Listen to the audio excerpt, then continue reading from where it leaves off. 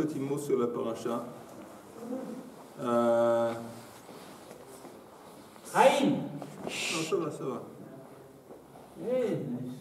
Non, mais écoute, s'ils ont envie, ils vont venir. Sinon, non, c'est eux qui perdent dans l'affaire. D'abord, il y a une chose intéressante que j'ai remarqué ce Shabbat dans la paracha, c'est en ce qui concerne Tamar. Vous savez qu'après que Yehuda était avec Tamar, ils ont eu un enfant, ils ont eu 2 enfants, Zerach et Peretz. Et Peretz, c'est l'antécédent, c'est la source du Mashiach, la lignée du Mashiach. Et comment ça se fait que Tamar a été choisie pour ça?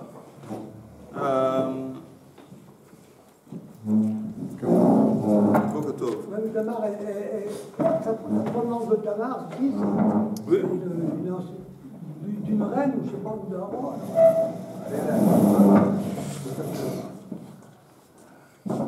Alors, elle dit, Tamar, d'abord, elle était sur le point d'être mise à mort. On a suspecté qu'elle a été dans son état de veuve, mais en état de veuve, elle n'était pas seulement veuve, elle était en quelque sorte désignée au fils, le petit-fils le fils qui est petit de Yehuda. Et donc, en quelque sorte, elle est destinée à Yehuda et elle est devenue enceinte. Alors, on a dit que... Rashi dit que c'est la fille de descendante de Shem, qui est un Cohen et Kélélion, et donc la fille d'un Cohen qui fait une faute dans Arayot, elle est censée être brûlée. Bref, elle était prête à être brûlée, elle ne voulait pas dire quoi que ce soit, mais elle a tout de même lancé un remez. Beaucoup de אתה מלמד דתה בשבת? אני חושב שכן.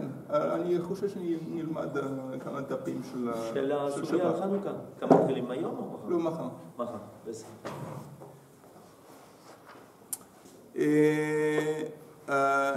Alors là, c'est écrit dans le verset.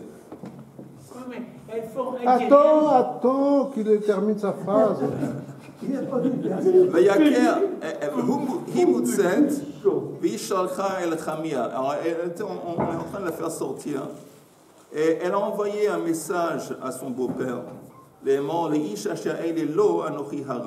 À celui qui appartient à ces choses, je suis devenue enceinte. Et c'est les choses, en fin de compte, que quand Yehuda a eu des relations avec ce qu'il lui, il pensait que c'était une prostituée, il lui a donné en tant qu'Eravon son sceptre, son chose, d'autres choses, son anneau.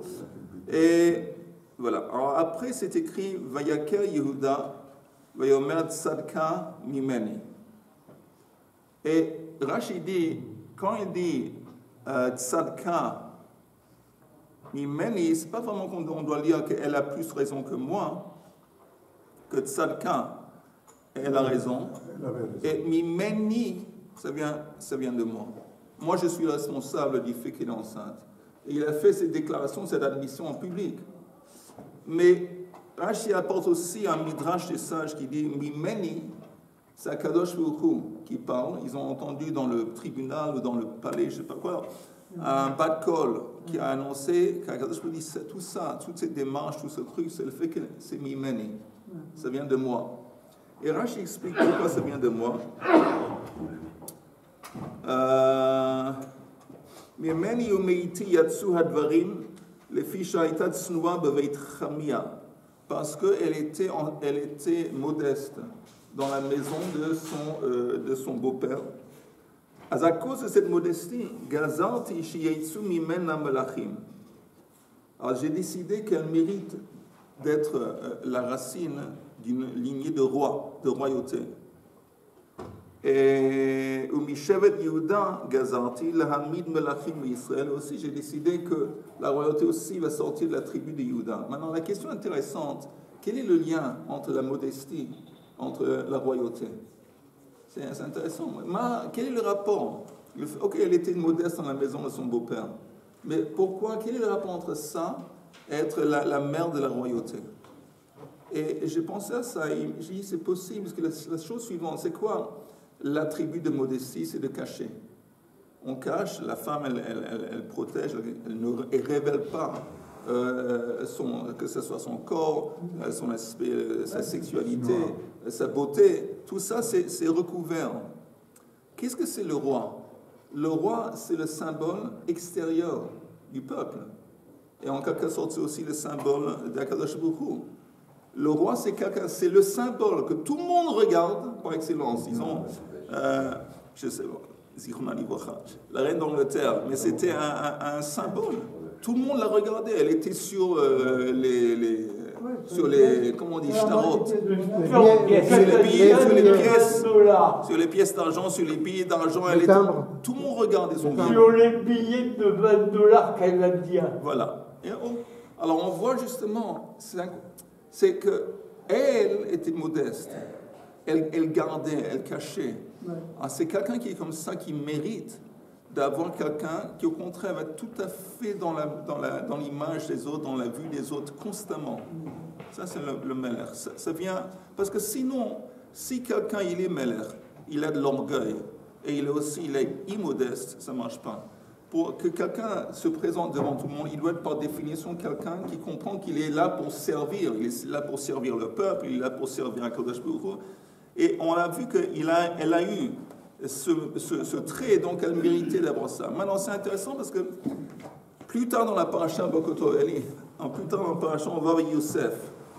Et Yosef qui a été acquis par Potiphar, le verset dit que Veyi Adonai et Yosef, Veyi Ishmatzliach, Veyi Beveit Adonav Mitzri. Veyam Adonav ki Adonai ito, vechol asher hu ose Adonai matzliach beyado. Alors, c'est écrit qu'Akadosh Baruch Hu a assisté à Yosef. Il a réussi à gérer les choses dans la maison de son maître. Et son maître a constaté, Veyam Adonav, qu'Hachem était avec lui. Alors, comment le maître de Yosef Potiphar a constaté? Rashi dit, Sheshem Shamaim Shagur Bafiv. Il était constamment en train de rappeler à Kadosh Baruch Hu. Il disait, bon, je vais faire ça, Bezrat Hashem, ça va réussir, si Dieu le veut. Pas comme nous. Nous, on le dit d'une façon, moi de toute façon, hélas, il fait d'une façon superficielle. Mais il le disait, il le vivait. Qu'à chaque démarche qu'il prenait, il faisait, c'était à Kadosh Baruch Hu qui était responsable. Et Potiphar, c'est comme ça que Potiphar, il ne connaissait pas Hachem. C'était un idolâtre, comme tous les Égyptiens. Mais il a entendu son serviteur tout le temps, des bons. Im Hashem Yotze, Bezrat Hashem, Baruch Hashem, Shem Shamam Shagur Bafiv. Et ce qui est très intéressant, on voit un petit peu la même chose. Lui, il s'est mis de côté, il n'a pas dit bon, c'est moi. Il dit Hashem. Et quel est le résultat de tout ça? Il est devenu l'homme le plus puissant en Égypte. Au lieu de gérer simplement la maison de Potiphar, il est devenu celui qui a géré le pays d'Égypte entier, qui était la puissance la plus grande mondiale à l'époque. On voit encore une fois que lui, il s'est mis de côté. Lui, il a fait les Shem Shemaim. Lui, il a dit, bon, c'est pas moi. La preuve, dans la parashat Hashavua, Miketz, quand il sort de la prison, finalement, après, je ne sais pas, 12 ans en prison, il est convoqué par Paro. 2 ans, non? Non, 2 ans en plus. Et après, Paro dit, j'ai entendu que tu as une spécialité, tu sais comment déchiffrer les rêves. Quelle était la réponse de Yosef? Biladai. C'est pas moi. C'est pas moi. Non, c'est pas moi. On voit ça quand il s'est mis de côté. Ah, ça, en fin de compte, ça a enchaîné qu'il est devenu l'homme le plus puissant en Égypte. Et moi, je vois qu'il y a une correspondance entre Tamar, qui s'est cachée, qui a caché sa beauté, et le fait qu'elle a caché sa beauté à cause de tsniout et modestie, elle a mérité d'être la mère de la royauté. Et la royauté, c'est au contraire quelque chose qui est tout à fait devant tout le monde. Yosef qui s'est mis de côté, il dit, c'est pas moi, c'est Akadosh Baruch Hu, au niveau de la gava, au niveau de l'accompli. C'est pas moi, c'est lui. Il est devenu l'homme le plus... Et c'est ça qu'on voit un petit peu dans Masechet Brachot. C'est écrit quelque chose de très intéressant. C'est écrit que quand on dit l'Amida, la première bracha de l'Amida, comment on fait? Quand on se penche, on se prosterne, on dit Baour. Baour, quand on dit Baour, on se prosterne, Baour Ata. Mais quand on dit Shem Hashem, on se lève. Et Rashi, là-bas, dans Bachot, il dit que quand tu dis Baour, c'est que tu abordes Akadosh Baruch Hu.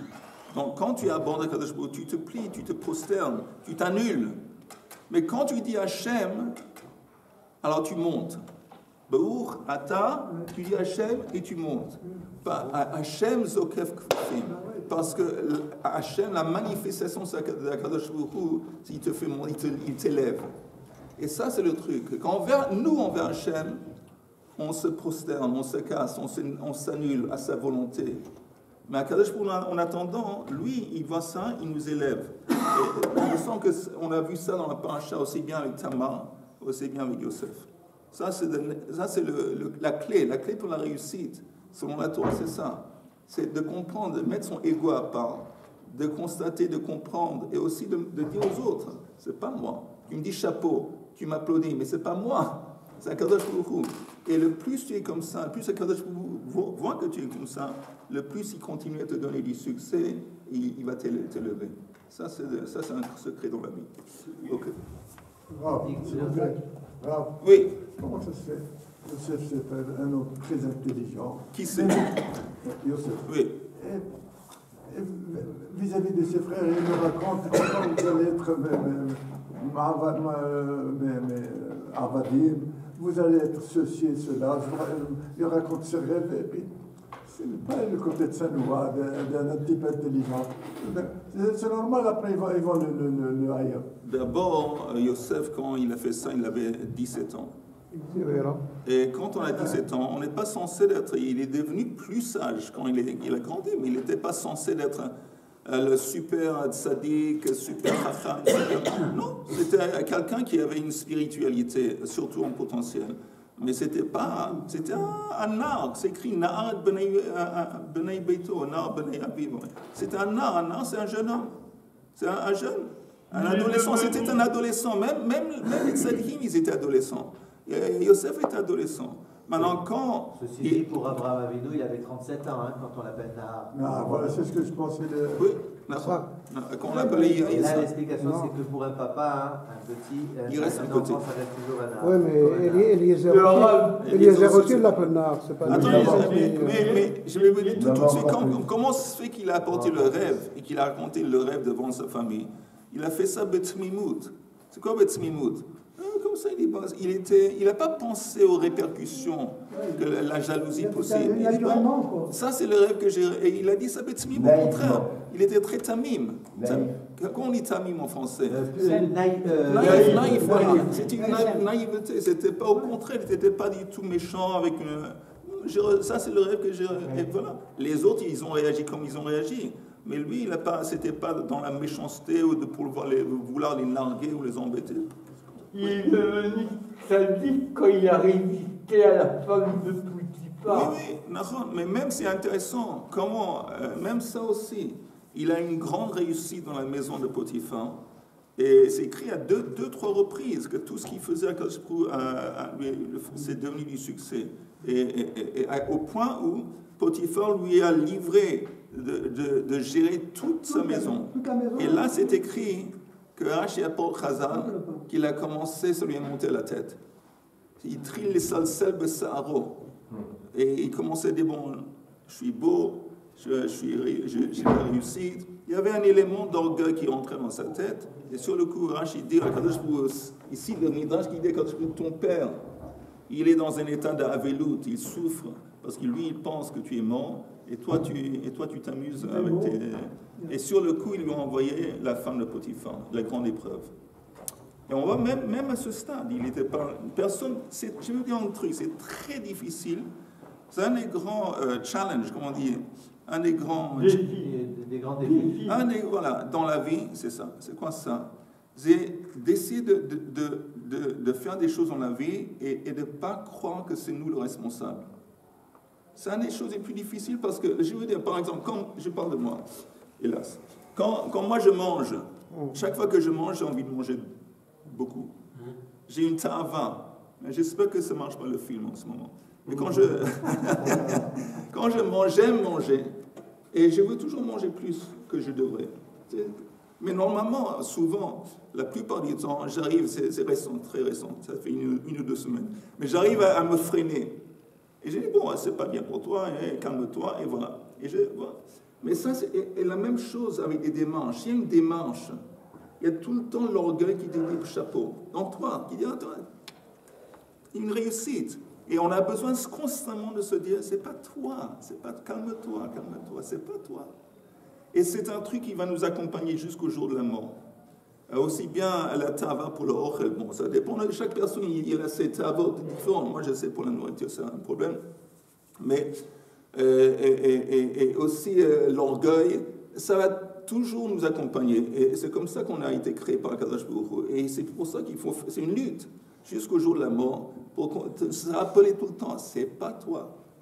Quand il y a une réussite, c'est Kadosh Baruch Hu. Et ça, c'est la vérité. Mais on est fait d'une façon comme dit Kol hakavod, itzlachti. מה זה אני ומה זה הצלחתי? Et quand c'est un échec? Quand c'est un échec, tu dis מן השמיים. Pourquoi? Parce que tu ne vas pas te déprimer. Moi, je suis rien. Quand je suis tombé, j'ai fait quelque chose dans la tu dis מן השמיים. Au contraire, quand tu tombes, au lieu de rentrer dans la pitié, self-pity, tu dis, bon, je ne vaux rien, et je suis... Au contraire, tu dis מן השמיים. C'est qui le kapara, akoletova, et voilà. Mais tout le temps faire entrer un Kadosh Baruch Hu dans toutes les démarches de notre vie, dans tous les étapes de notre vie. Ça, c'est ce que Yosef il a fait. On voit que même Yosef Hatzadik, il a eu un moment de faiblesse. Et à cause de ça, Kadosh Baruch Hu l'a envoyé chez Potiphar. Il y a 2 conditions pour ça. Oui. La première des conditions, c'est d'être élevé dans un milieu qui t'amène à dire Baruch Hashem, Bezrat Hashem, etc. Où tu peux être pas le chouva. C'est pas tous les milieux. Il faut être dans un milieu, même si c'est pas religieux, un milieu où il y a la émouna, où il y a... Mais je viens de te dire, Eli, même si tu es né et grandi dans un contexte qui n'est pas religieux, il y a des palais de chouva, il y a des gens qui font le chouva tout seuls. Une fois qu'ils font le chouva. Justement, alors quand tu parles de la chouva, ça se fait à un certain moment de la vie, pas au début. Pas au début. Alors, la première condition, c'est être dans une famille comme ça. Deuxième condition, c'est d'attendre de faire tchouva à un certain moment de ta vie. De faire tchouva et de prendre conscience à ce moment-là de retourner vers l'essentiel. Donc il y a deux façons de mais c'est pas de façon quand on parle de Yosef et Yaakov, c'est le fils de Yaakov. C'est pas n'importe qui. Donc il était dans un bain. Oui. Il n'y avait pas un même mieux que ça. Et donc et lui il est sorti plus que ses frères, puisqu'il a... Mais tu vois que même lui, il a eu des problèmes.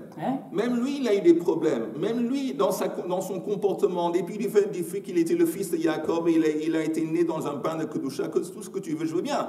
Mais tu vois que la Torah décrit que même Jacob, même Yosef, il a eu des problèmes dans son comportement, la façon qu'il s'est exprimé, la façon qu'il a pensé, même lui. Un être humain, c'est un être humain. Voilà, exactement. Ok, messieurs. Le Rav, il a rappelé tout à l'heure la défunte reine et en relation avec la Tzniut. Alors, juste après savoir, j'ai reçu un WhatsApp que, il a dit comme elle était Tznoua, elle ne donnait jamais la main à personne et les princes et les princesses, ils étaient tous nus, ils n'avaient jamais de pantalon, etc. Donc, premièrement, j'ai trouvé des centaines de photos où elle donnait la main aussi bien aux hommes qu'aux femmes, y compris la veille de sa mort avec la nouvelle Premier ministre. Et puis aussi, bon, les princes et les princesses, je ne voudrais pas dire à quel point ils étaient... Non, personne non. Mais tout ça, c'est des... Non, j'ai seulement fait mention de la reine dans le contexte, c'est un symbole. D'accord. Vis-à-vis d'un symbole, tout le temps en train de regarder. Et j'ai dit avant que tu étais venu, encore une fois, je répète très vite, très intéressant qu'Akadosh Baruch Hu a choisi Tamar en tant que la mère de royauté à cause du fait qu'elle était modeste. Et quel est le rapport entre la royauté et modestie? Et j'ai dit que modestie, c'est que tu caches ce que tu as, peut-être de ta beauté et ton truc. Et le fait que tu caches, en fin de compte, tu mérites d'avoir un symbole, un roi qui est un symbole et qui est vu en dehors par tout le monde. C'est tout à fait l'opposé de la modestie. Dans le sens que le roi, c'est vraiment le symbole qui est vu. Et là, j'ai mentionné la reine d'Angleterre parce que c'est un symbole que tout le monde son visa, tout le monde voyait. Mais le roi, quand le roi Charles, quand mais on va pas trop. On lui a caché des on va pas trop rentrer dans l'histoire. En dépit que ce qui fait que je suis un peu britannique, je ne suis pas particulièrement lié à la famille royale. Alors on continue maintenant, on continue le Gemara, on va apprendre un petit peu. Et j'ai décidé, avec votre aimable autorisation, que néanmoins demain et cette semaine, on va apprendre un peu sur Hanouka. On va revoir les 2 pages ou Mashoud, 2 pages de Masechet Shabbat, et on va en parler à la fin du Shimon. Ok, on y va, dans les 20 minutes qui nous restent. On est à la page Lamed Gimel, Amoud Bet, et puis il y avait un truc que je n'avais pas tout à fait saisi l'autre fois, et c'est un petit détail, et c'était dans la fatigue apparemment. J'avais mal dormi, alors on va aller à partir de là. 7 lignes avant la fin. Même un peu plus en haut, un tout petit peu plus en haut. À l'étoile. Amar les Ravina les Ravashi. C'est peut-être une douzaine, une quinzaine de lignes d'en bas de la page. Amar les Ravina les Ravashi, vous voyez? Les Ravashi. Ça commence par les Mimar, Amarlé. Voilà. Azamar les Ravina, les Ravashi, Hai babok de Eitzim, Mimiater. Tu me dis qu'on avait vu le chiot précédent, je ne veux pas retourner sur ça parce que c'était un peu compliqué, mais on avait compris, j'espère, que c'est écrit babok, c'était en plus. On s'est permis de prendre ces 2 termes, bok, qui étaient en plus, et les transposer et les rattacher à 2 autres actes. Mais maintenant, on conteste, qui te dit que babok, c'est en plus? Hami baile les goufés. On en a besoin pour le contexte lui-même. Ça apparaît dans le contexte des 2 bûches. Des kamar achmana nekadmu les marachashnia shel ketoret. On va dire que mettre les 2 bûches sur le grand foyer, ça vient avant de mettre le bois sur le petit foyer, qui était destiné pour faire les braises pour le ketoret.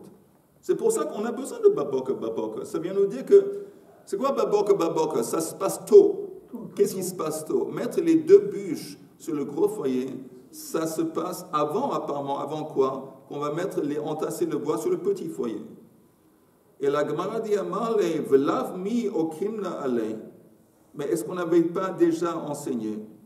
Velo al chaverta. Alea velo al chaverta. On avait dit que tu vas mettre les bûches aléha. C'est quoi aléha? Tu vas mettre les 2 bûches sur le bois qui se trouve sur le gros, sur ça. Ça laisse entendre qu'il y avait déjà du bois qui était placé sur le petit foyer. Et tu vas mettre les 2 grosses bûches sur elle. C'est quoi sur le gros foyer? Et ça vient sur le petit foyer. Mais ça laisse entendre qu'il y a déjà du bois qui a été placé sur le petit foyer. Il y a déjà du bois qui a été placé. Maintenant, ça tombe à l'eau. C'est ce qu'on a essayé de dire que babok, c'est pas en plus, c'est en plus. C'est en plus parce que le verbe, encore une fois, aléa, ou pas le verbe, le terme aléa, de là on apprend que le petit foyer, il avait déjà du bois. La Torah a besoin de préciser que quand tu poses les 2 bûches, c'est aléa, c'est sur le gros foyer et pas le petit. Parce qu'il y a déjà du bois sur le petit foyer, mais tu ne vas pas mettre les 2 grosses bûches sur le gros.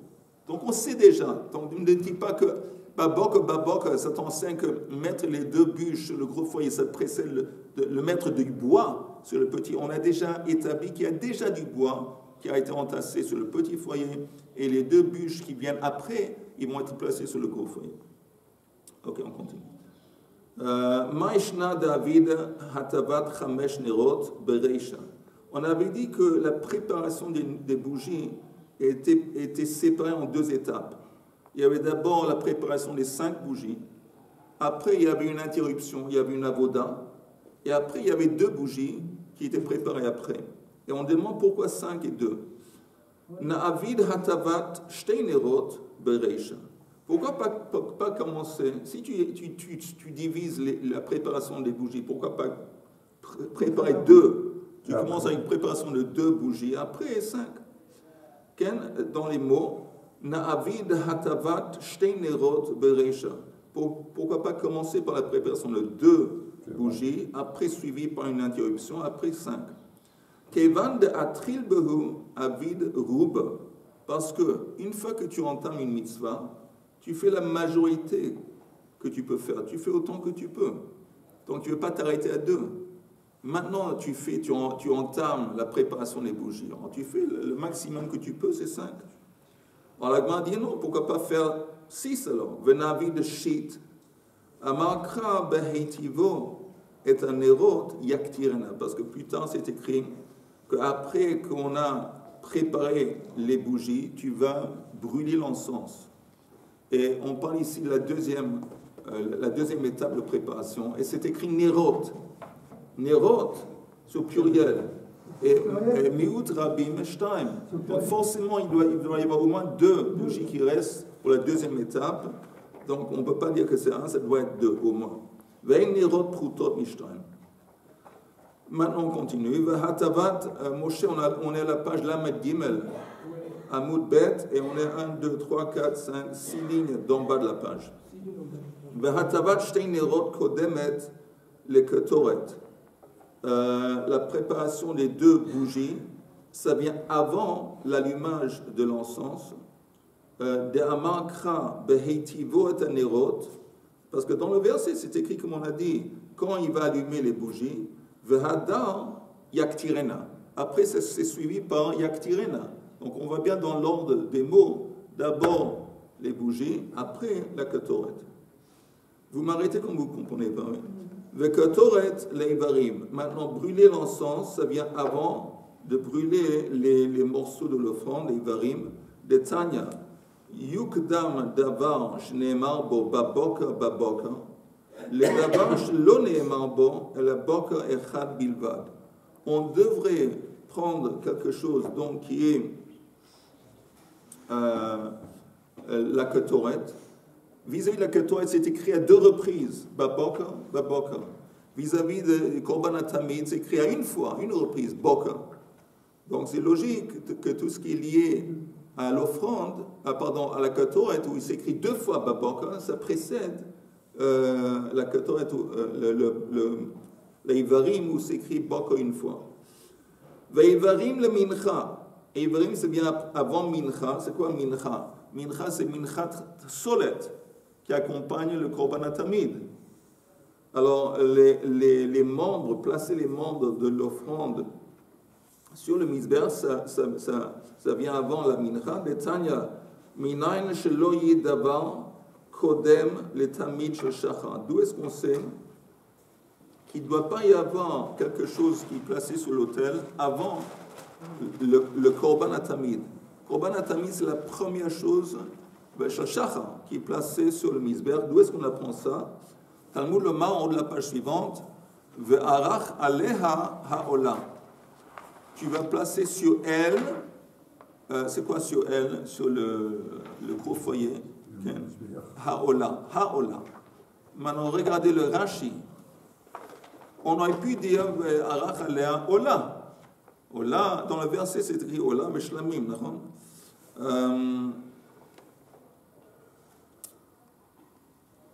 Je vous lis le verset. Le verset, vous l'avez dans votre édition de la Gemara. Va'esh la misber tukad bo, lo tichbe ve'bi'er alea hakohen eitzim baboka baboka, ve'arach alea ha'ola ve'hiktir alea chelve ha'shlamim. Ça aurait pu être écrit arach alea ola ve'shlamim. Pourquoi c'est écrit ha'ola avec le... Alors, Rashi dit ha'ola mashma. C'est Rishona, ça laisse entendre, de là on apprend que la Ola c'est la première chose qui est placée sur le misber. C'est parce que si c'était simplement l'intention de la Torah de nous dire, bon après tu commences à placer des offrandes sur le misber, Ola, Shlami, Mincha, Sheyaktiru alea Ola ou Shlamim, Nichtov ve'arach alea. La vérité, Ola ou Mincha. Vous entendez, c'est suffisant de dire Ola bli le Hei. La Torah aurait pu dire Arach alea Ola, Shlamim. Le fait que c'est écrit Ha-Ola, qu'est-ce que ça vient nous enseigner? Que ça, c'est la Ola qui est la première chose qui va être placée sur le misber. Ça veut dire quoi? Ça veut dire que la Mincha, tu ne peux pas penser que la mincha qui accompagne la Ola, elle va être placée avant la Ola. Parce que la Ola, Haola, on l'appelle Haola parce que c'est la première offrande, la première chose qui est posée sur le misber. Donc forcément la mincha après. Hein? Et on n'a pas besoin de baboka. Baboka, c'est écrit dans, si tu regardes le verset encore une fois, c'est écrit dans le contexte de placer les deux bûches. Donc d'abord, le feu doit être là sur le misber, constamment en train de brûler. Quand c'est écrit Bi'er alea etzim, on parle des deux bûches, et là c'est écrit baboka. Et après c'est écrit Va'arach alea ha'ola. Ok, donc là on voit que forcément la ola elle doit précéder la mincha. Ve'amar Rav ha'ola hi ola rishona. Donc ça c'est l'explication. Ou mincha le chavitin. Maintenant, d'où est-ce qu'on sait que la mincha elle précède les chavitin? Encore une fois, chavitin c'est l'offrande du Kohen Gadol. Ola ve mincha, parce que c'est écrit ola ve mincha. C'est quoi Ola ve mincha? Que le korban Ola est suivi par la mincha qui accompagne la Ola. Chavitin, ça n'a rien à faire avec la Ola. Les chavitin du Kohen Gadol, oui, ils sont offerts en même temps qu'il y a le korban atamid shel shachar et shel ben arbaim. Mais ce n'est pas partie intrinsèque de korban Ola.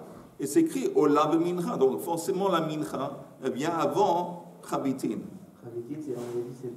Chavitin, c'est aussi un korban de mincha, mais qui est offert 2 fois par jour au moment du korban atamid et pour le Kohen Gadol. Oui, c'est l'offrande du Kohen Gadol. Et c'est offert 2 fois par jour au moment du korban hatamid, le matin et le soir. Et la moitié le matin, la moitié l'après-midi. Mais comme c'est écrit, encore une fois, Ola ve mincha, c'est que la Ola elle est suivie par mincha, et seulement plus tard chavitin. Maintenant, ve chavitin et nesachim. Comment je sais que les chavitin du Kohen Gadol ils précèdent le vin qui aussi accompagne le korban atamid? Parce que le korban atamid c'est accompagné par minchat solet et aussi nisur hayain. Alors comment je sais que les chavitin ils précèdent les nesachim du vin? Shum mincha. Parce que chavitin c'est mincha. Chavitin du Kohen Gadol c'est aussi c'est une espèce de mincha. On avait dit avant que ola ve mincha et après seulement plus tard, il y a les nesachim. Donc forcément, chavitin qui sont mincha, ils vont venir précéder les nesachim. Oui. Alors qu'est-ce que c'est chavitin? C'est la bête ou c'est la soumoule? Non, c'est la soumoule. Et je répète, non, c'est la soumoule. L'offrande, c'est une offrande de soumoule. De soumoule, oui. Pas de bête. Non, pas de bête. Et c'est encore une fois, je répète, korban atamid est accompagné par minchat solet. Et ça accompagne, comme le vin aussi, il y a du vin qui accompagne le korban atamid, que ce soit le matin ou l'après-midi. À part ça, en plus, il y a chavitin. Chavitin, c'est aussi korban solet. C'est aussi minchat solet. De quoi est composé chavitin? Solet. Oui. Et ça accompagne. Mincha aussi. Mincha aussi, c'est ce que je viens de dire à la seconde. D'accord. Maintenant, nesachim et nesachim le moussafin. Le vin, ça précède le moussaf, korban moussaf, s'il y a un moussaf, si c'est Rosh Chodesh ou Shabbat ou Chag. Pourquoi? Zevach venesachim. Parce que... pardon? Il y a pas, on n'a pas encore parlé de basirin. Je dis nesachim les moussafin. Parce que c'est écrit Zevach venesachim. Pardon? C'est le vin, le vin. Alors, le nesachim, c'est lié à zebach. Ok? Zebach, c'est korban atamid.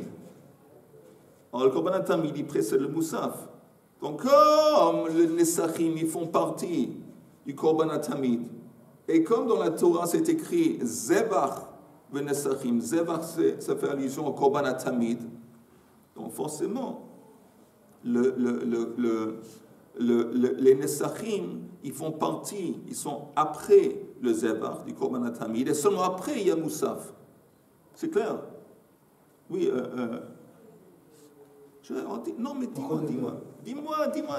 Quand c'est pas clair, qu'est-ce qu'il faut, s'il vous plaît, des sachim, qu'est-ce qu'il faut avec le vin? Il verse en haut du misber, il y a un petit, comme une cruche qui est attachée au sol d'une chose, et il verse le vin dans la cruche. Maintenant, au sol de la cruche, il y a un trou, et en bas, il y a un tuyau qui descend le misber.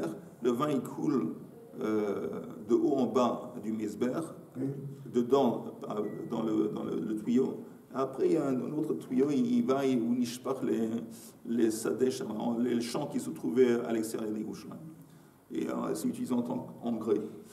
Mais, encore une fois, la question que demande la Gemara, c'est écrit Nesachim les Moussafin. On avait dit, tout ça, on est en train de faire quoi? Devant Abaya, il avait dit, Seder, il avait dit, Abaya Meseder Ma'acham Ishmei de Gemara. Abaya, la page suivante, il avait dit l'ordre de tous les actes, de tous les services pendant la journée. Alors, on est en train de parler de ça. Alors, on voit que le Nesachim, le vin, ça précède le Moussaf, s'il y a un Moussaf. D'où est-ce qu'on apprend ça? C'est écrit Nzevach, le Nesachim. Nesachim, ça fait partie du Zevach. Ça vient après le Zevach. C'est quoi le Zevach? Zevach, c'est Korban HaTamid. Donc d'abord, tu as Korban HaTamid. Après, c'est suivi avec Mincha, Chavitin. Mais après, tu as le vin. Parce que le vin, ça, tu ne peux pas avoir avant le Nesachim, les Moussafin. Parce que Moussafin, c'est un autre dossier. C'est déjà une autre offrande. On n'a pas encore fini d'apporter toutes les choses qui sont liées à la première offrande, qui est le Zevach, qui est Korban HaTamid. C'est écrit dans la Torah, Zevach ve Nesachim. Nesachim, ça fait partie du Zevach. Après Moussaf. Maintenant, Moussafin et Bazichin, le Moussaf, il vient avant Bazichin. Maintenant, c'est sûr que quand il y a Moussaf, il y a Bazichin. Pourquoi? Parce que le Bazichin, c'est ce qu'on retire de la table, ou ce qu'on met sur la table, le misber, une fois par semaine, le Shabbat. On avait dit que la table, on retire les pains de la table le Shabbat, et on retire pas seulement le pain qui est départagé parmi les Kohanim, on prend le contenu du Bazichin, qui est de Ketoret, et on verse ce Ketoret sur le misber. Donc l'acte du Moussaf, ça précède le Bazichin. Et la Gemara demande, et pourtant il y a une braïta qui semble contredire. Bazichin kodmin le Moussafin, qui dit que le Bazichin c'est bien avant le Moussaf. Et la Gemara dit Tanaïhi, c'est une machloket Tanaïm. Amar Abaya mistabra que mande Amar Moussafin kodmin le Bazichin. Abaya lui il dit c'est logique de dire comme l'opinion qui dit que le Moussaf il vient avant les Bazichin. Tout le monde comprend quand je dis Moussaf avant le Bazichin, tout le monde comprend de quoi je suis en train de parler, Richard. C'est le Korban. Tu es à côté un petit peu. Moussaf, c'est le Korban. Mais dis-moi, Richard, quand il y a un truc que tu ne comprends pas, agite-toi, dis-moi, je ne comprends pas, je vais expliquer. Je suis là pour ça. C'est le Korban Moussaf. Korban Moussaf. Alors on dit encore une fois, qu'est-ce qui vient avant, le Moussaf ou Bazichin? Alors il y a une marloquette, un qui dit que un et l'autre qui dit l'autre. Alors Abba il intervient. Et il dit, Mistabre commandama Moussafin kodmin le Bazichin. Que Moussaf il vient avant les Bazichin. Encore une fois, c'est quoi les Bazichin? C'est que quand on retire la table, les pains de la table, le Shabbat, on verse les Bazichin dans lequel, un bol dans lequel il y a une espèce de ketoret, l'évona, on met ça sur le misber. Et cet acte de Bazichin, est-ce que c'est avant le Moussaf, Korban Moussaf ou après? Alors lui, il dit, c'est logique de dire que Moussaf, c'est avant. Pourquoi? Lav mi amarta, baboka, l'akdim. On avait dit avant que le terme baboka, ça veut dire que c'est tôt. Pourquoi la Torah dit baboka? Pas seulement, ça veut dire que c'est tôt, c'est encore plus tôt que tôt. Ça vient précéder quelque chose d'autre. Hachanam, ici aussi. Quand c'est écrit dans le contexte des Bazichin, c'est écrit bayom. Bayom, c'est pas baboka. Bayom, c'est, disons, c'est au milieu de la journée. C'est midi. Bayom, c'est un terme qui fait allusion à quelque chose qui est tard. Alors, si c'est écrit bayom, de la même façon que tu dis baboka, ça vient avancé. Bayom, ça veut dire que c'est en retard. Donc si tu as deux choses, Moussaf et Bazichin, comme Bazichin s'écrit Bayom, c'est logique que ça va venir après le Moussaf. Maintenant, quelle est l'explication de celui qui dit Afour? Maïtama demande à Mar Bazichin Kodmin les Moussafin. Il y a une opinion qui dit que non, les Bazichin ils viennent avant les Moussafin. Alors lui il apprend comme ça. Gamar Chouka Michavitin. Il dit, dans le contexte des Bazichin, on retrouve le mot Chouka. Dans le contexte des Chavitin, c'est l'offrande du Kohen Gadol, on retrouve le mot Chouka. Donc il dit, ces deux mots Chouka, on va s'en servir, c'est une Gzera Shava. Ça va relier les Bazichin à les Chavitin. Et on sait que les Chavitin, c'est avant. Avant quoi? Avant le Moussaf. Alors de là j'apprends que ce n'est pas après le Moussaf, c'est avant. Alors la Gemara dit, Imehatem Gamar, si tu apprends de là-bas et tu te sers de Chouka, Az ligmera kula milta mehatem. Alors t'as qu'à apprendre tout à partir de ce Gzera Shava. C'est quoi tout? On avait dit avant que les Chavitin, ça précède les Nesachim, le vin. Parce qu'on avait dit que le mot mincha, il apparaît avant Nesachim. Alors si c'est comme ça, et tu te bases sur Chouka qui relie Bazichin à Chavitin, alors tu devrais dire aussi que ça va venir avant le vin.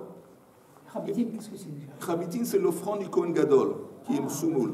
Alors la Gemara dit non. Alors il dit la hachi ahane bayom la'acher. C'est pour ça qu'on se sert de bayom la'acher. Vous entendez? Écoutez une seconde. Je vais récapituler. Il y a dans le contexte de Bazichin, il y a ce terme bayom. Mais il y a aussi le mot chouka. Donc on dit, comme il y a aussi dans le contexte de Chavitin, il y a chouka, on va dire que de la même façon que Chavitin, c'est quelque chose qui est offert avant le Moussaf, la même chose. Comme c'est écrit chouka pour Bazichin c'est avant le Moussaf. Chouka, ça relie à... Alors ici, c'est comme ça que tu te sers de ce Gzera Shava pour comparer. Nous, on sait que les Chavitin, ils étaient avant les Nesachim, c'était avant le vin. On dit la même chose alors. Il dit que les Bazichin s'étaient mis sur le misber même avant qu'on versait le vin. Et ce n'est pas le cas. Il dit, tu sais pourquoi ce n'est pas le cas? Parce que là, intervient le terme bayom. Bayom, tout bien, ça vient attarder.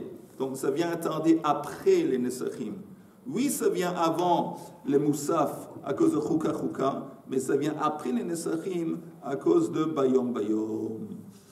Chers collègues, on va arrêter là. On est arrivé aux 2 points. Regardez bien les 2 points. On est arrivé jusque-là. D'accord? Ou pas? Le milieu de la page. Voilà.